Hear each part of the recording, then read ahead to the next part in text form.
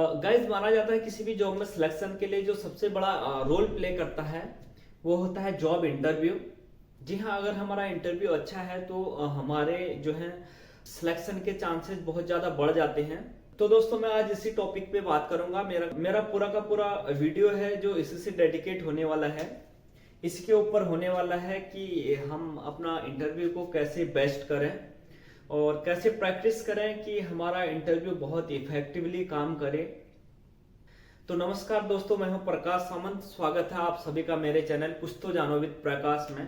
दोस्तों कुछ तो जानो विद प्रकाश में मैं जॉब से रिलेटेड वीडियो बनाता हूं और कुछ ऐसी वीडियो बनाता हूं जिससे आपको कुछ न कुछ अच्छी जानकारी मिलती है, जिससे आपकी नॉलेज बढ़ती है। तो दोस्तों वीडियो में कंटिन्यू करने से पहले मैं आपको बताना चाहूंगा, मैं कोई इंटरव्यू एक्सपर्ट या इंटरव्यू कोच नहीं हूं जो मैं आपको टीच कर सकूं, आपको गाइड कर सकूं। आप सभी लोग मेरे से वेल क्वालिफाइड होंगे, वेल एजुकेटेड होंगे। मैं इस वीडियो में सिर्फ अपना एक एक्सपीरियंस शेयर करूंगा, क्योंकि जब नॉर्मली कोई ट्रेनर हमें बताता है, कोई किसी वीडियो में हम देखते हैं हमारा इंटरव्यू कैसे देना चाहिए, तो उससे मुझे लगता है कहीं ना कहीं जो हमारा फेस टू फेस इंटरव्यू होता है, प्रैक्टिकल इंटरव्यू होता है, वो थोड़ा सा अलग होता है। तो मैं आज बात करूंगा इसमें प्रैक्टिकल इंटरव्यू की, क्योंकि मैं इस टाइम कतर में वर्किंग हूँ। तो मैंने भी एक दो इंटरव्यू दिए दोस्तों, उसमें मैं रिजेक्ट हुआ। तो फाइनली जो मैं इंटरव्यू में पास हुआ, उसके बाद मैं कतर आया, तो मैं एक उसका प्रैक्टिकल आपको नॉलेज देना चाहता हूँ। कुछ पॉइंट मैंने लिखे हैं। मुझे लगता है कि अगर इन सारी चीजों को अगर आप फॉलो करते हैं तो कोई भी डेफिनेटली जो फॉरेन जॉब का इंटरव्यू है उसको क्रैक कर सकता है, इजिली यहाँ पे आ सकता है। तो चलिए दोस्तों वीडियो को शुरू करते हैं।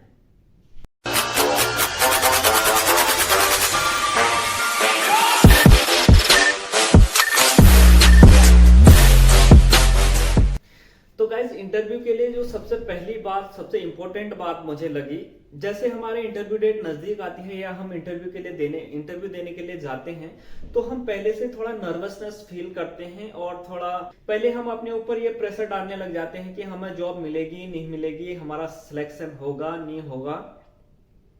तो मेरा मानना यह है दोस्तों कि हम ये सारी चीजों को परे रखे, इन सारी चीजों से फ्री होके हमने सिर्फ और सिर्फ इंटरव्यू देना चाहिए। क्योंकि प्रैक्टिकल की अगर मैं बात करूं तो मैं इससे पहले 2 इंटरव्यू दे चुका हूं, मैंने आपको बताया। उसमें एक तो थोड़ा ठीक ठाक गया था, एक में बिल्कुल ही वहां पे मैं रिजेक्ट हो गया था। तो मेरा जो पहला इसमें ये ऑब्जर्वेशन रहा दोस्तों कि जब हम पहले से ये सोच के जाते हैं कि मेरा होगा नहीं होगा, तो हम उसमें कुछ अच्छा परफॉर्म नहीं कर पाते। बजाय इसके, जब मैं इस बार बात करूं तो मेरी छुट्टी थी जिस दिन मेरी इंटरव्यू डेट थी, मैं इस दिन जॉब में सिलेक्शन का ये सब कुछ माइंड में लेके नहीं गया था। मैंने बोला छुट्टी है तो फ्री है, तो जस्ट मैं एक ट्रायल के लिए गया था। तो जब आप ऐसे निडर होके इंटरव्यू में जाते हैं तो दोस्तों हमारा परफॉर्मेंस थोड़ा अलग होता है, हमारा फेस एक्सप्रेशन थोड़ा अलग होता है, हमारा जो मोटिवेशन होता है वो थोड़ा अलग होता है।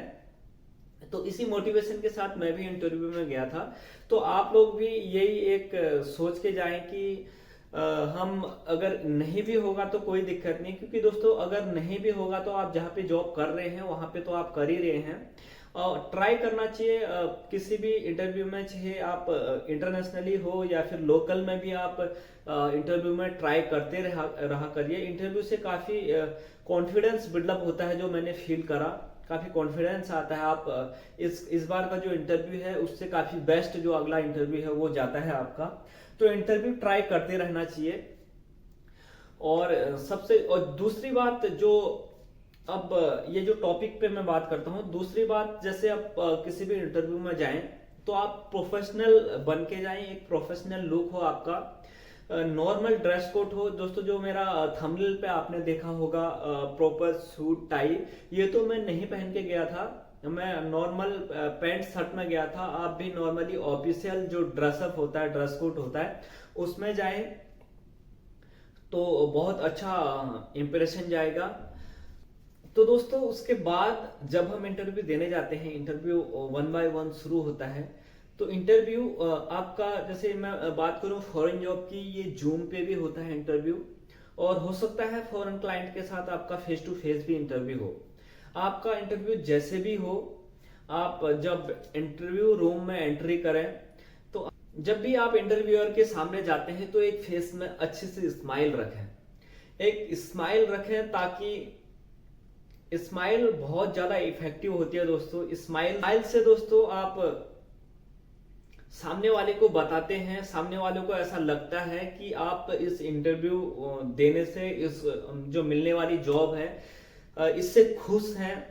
क्योंकि अगर जब हम नॉर्मली स्माइल नहीं करते, थोड़ा नर्वस फील करते हैं अपने आप को, फेस का एक्सप्रेशन सही नहीं देते, तो उससे काफी अलग अलग चीजें जज करता है हमारा जो इंटरव्यूअर होता है। तो एक स्माइल फेस में जरूर रखें। एटलीस्ट आप जब एंटर करते हैं, जब गुड मॉर्निंग या कुछ भी विश करते हैं अपने इंटरव्यूअर को, उस टाइम एटलीस्ट आप अपने फेस में स्माइल रखें। और बीच बीच में आवश्यकता अनुसार आप स्माइल कर सकते हैं पॉइंट के हिसाब से। तो स्माइल बहुत जरूरी है। उसके बाद अगला जो सबसे मेन पॉइंट है दोस्तों, इंट्रोडक्शन। इंट्रोडक्शन तो आप अच्छे से रट्टा मार के जाएं दोस्तों। एक शॉर्ट इंट्रोडक्शन 7 से 8 लाइन का, जिसमें आपका नाम, आप कहाँ से हो, आपकी एजुकेशन, आपका एक्सपीरियंस और थोड़ा बहुत अपनी फैमिली के बारे में, ये 5 से 7 पॉइंट इंक्लूड करके एक शॉर्ट इंट्रोडक्शन अपना बना लें। क्योंकि इंट्रोडक्शन की जरूरत बहुत जगह पड़ती है दोस्तों। यहाँ पे सबसे पहले तो इंटरव्यू में आपको इंट्रोडक्शन की जरूरत पड़ती है। उसके बाद जब हम यहाँ आते हैं तो हमारा जो है कैंपस में भी इंट्रोडक्शन होता है। उसके बाद जब हम अपनी यहाँ की जब ट्रेनिंग, जॉब से पहले ट्रेनिंग होती है, तो ट्रेनिंग में भी जो ट्रेनर है, जैसे 3-4 ट्रेनर है, तो हर कोई अपने अपना इंट्रोडक्शन लेता है। और उसके बाद जब हम फाइनली जॉब पे पहुंचते हैं तो वहां पे भी एक छोटा सा इंट्रोडक्शन देना पड़ता है।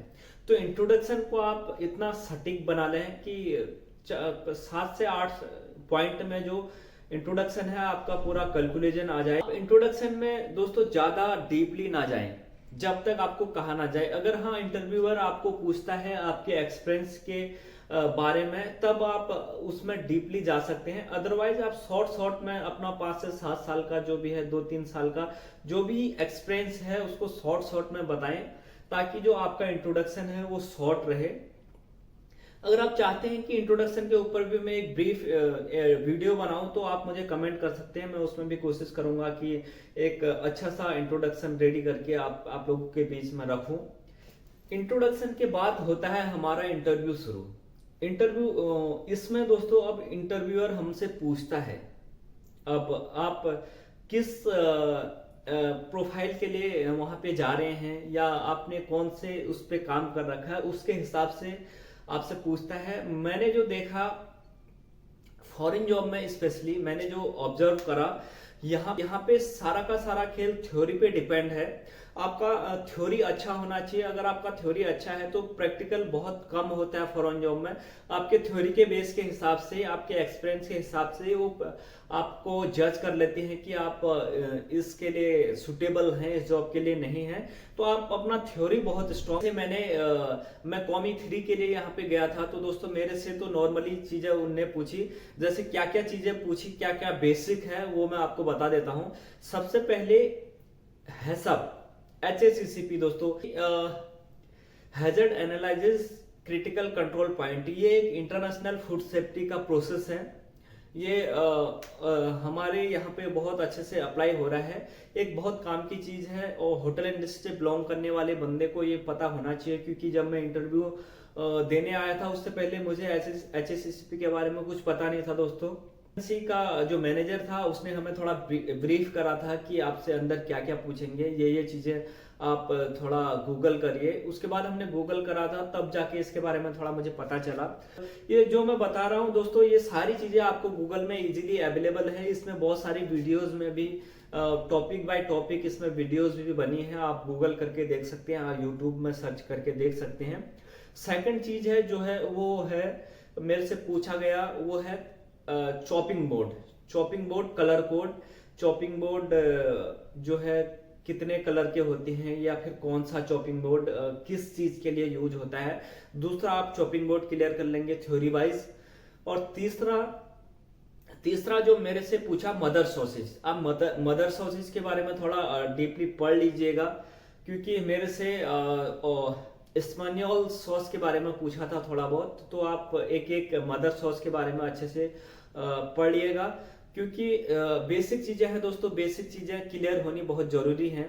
क्योंकि मैंने एक बार फिर से बता दूं, यहाँ पे जो फॉरेन जॉब है उसमें प्रैक्टिकल बहुत कम होता है मेरे हिसाब से। बाहर के लिए बहुत कम जॉब में फूड ट्रायल होता है मेरे हिसाब से, जहां तक मुझे नॉलेज है।